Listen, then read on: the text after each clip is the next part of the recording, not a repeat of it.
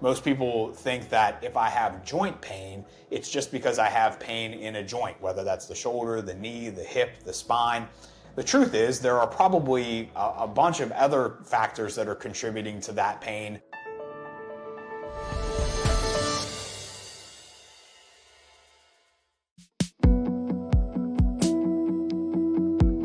I want to talk about what sort of gets people to the point where they feel like they need these kind of treatments and how these sorts of things arise for people. So number one, most people experience usually just some basic injuries. So whether that's a trauma that maybe you experienced, whether it's a planting and twisting injury or it's a slip and fall, maybe you fell on your arm. Maybe I've had patients complain about having a dog maybe pull their shoulder too hard.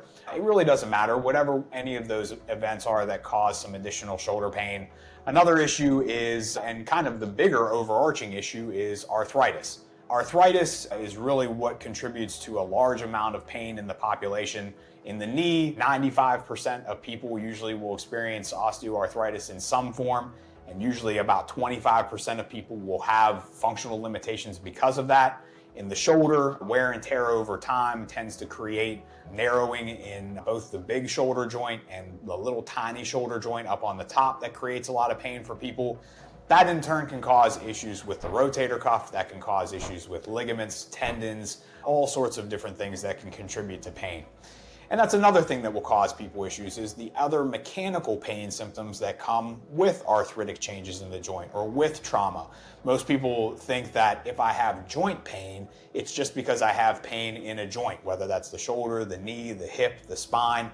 The truth is, there are probably a bunch of other factors that are contributing to that pain, including muscle issues with weakness or tearing or straining, ligament issues with looseness or laxity, or maybe tears there, meniscus issues, or other tendon issues that may be creating pain that can kind of vary over time.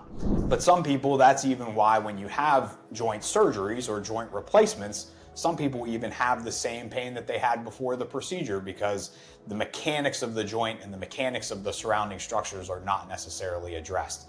We do take extra time to also address those issues as we're providing treatments for people. If you subscribe to this page, like this video, comment in the comment section below. We can reach out and answer any questions that you may have.